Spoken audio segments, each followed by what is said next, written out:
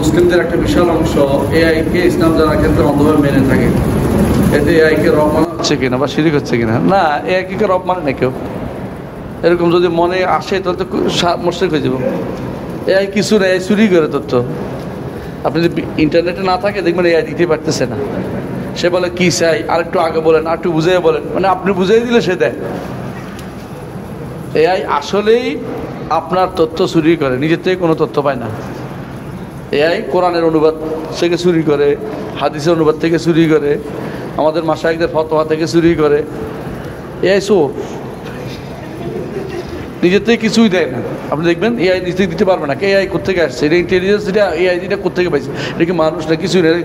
এটা কি করে তথ্য ভান্ডার যেখানে আছে আমাদের, ধরো ইসলাম হাউস আছে আমাদের, ও বড় বড় ইসলামের যে সমস্ত এগুলি ওখান থেকে দেয়।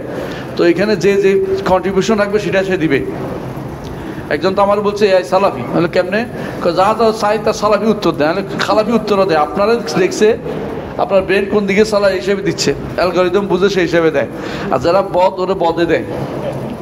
তো অর্থাৎ সে তথ্য চুরি করে আর মন মাইন্ড রিড করে। তো এটা তো মেশিন, এটা মেশিনের মতো। এটাকে আপনি রব মানার কোনো কারণ নাই, আর অন্ধভাবে মেনে নেওয়ারও জায়েজ নাই। আপনি অবশ্যই তথ্য কী করতে হবে, যাচাই করতে হবে। বিশেষ করে অনুবাদের ক্ষেত্রে মারাত্মক ভুল করে। কোরআন আয়াতের অনুবাদের ক্ষেত্রে, হাদিসের অনুবাদের ক্ষেত্রে মারাত্মক ভুল করে। যেমন আউযু বিওয়াজহিকা, এটার অনুবাদ করছে এআই। কি অনুবাদ করে জানেন? অনুবাদ করছে আমি আপনার সামনে আশা করছি, সামনে আশ্রয় নিচ্ছি। যে কোথায় কি কি লাগাই দিল কিসের মধ্যে? হ্যাঁ, আমাম, হ্যাঁ ওয়াজহত আমাম করেছে, বুঝছেন তো? আউযুবিল্লাহ। তো এর অর্থ হচ্ছে এরা অনুবাদ নিজের পক্ষ থেকে মাঝে মধ্যে এআই কি করে দেয়, অথবা বেদায়েত থেকে অনুবাদ দেয়। প্রচুর দেখবেন এরকম। তো আমি যদি এর কাছে কিছু মাঝে মধ্যে আমি চাই, তো কি করে ঠিক করে দেয়, এখন থেকে তোমার জন্য মুসলিম লিখবো, তোমার জন্য মারা গেছে লিখবো, এগুলি দিয়ে তারপর লেখে। সে বুঝছে যে আমি কেডা। তো এগুলো যে আমার ধমক দিয়েছিলাম, তুই উল্টা পাল্টা দ্বিতীয়বার করলে কিন্তু খবর আছে, তো এ শুদ্ধ করে দেয়। এগুলো হচ্ছে দমক খাইলে সোজা হয়, মানে এগুলি আমার দমক খাই, এটা রব কেন আপনার কিছুই না। এটা হচ্ছে জাস্ট একটা মেশিন, বিভিন্ন রকমের জমা করছে, এগুলো আপনাকে দিচ্ছে। তো ইয়াকে আবার তারা রাগাইতেও পারে মাঝে মধ্যে, আবার রেগে গেলেও আর তুমি রেগে যাচ্ছ, বুঝে শয়তান। মানে এই কোনো ভালো মানুষ, ভালো কিছু নেই। আসলে আপনাকে উপকার নেবেন, বাকিটা কি করবেন? হ্যাঁ, এটা কীরকম ওই মেশিনগুলির মতোই। মেশিনগুলি ভালো কাজে লাগানো যায়, খারাপও লাগানো যায়।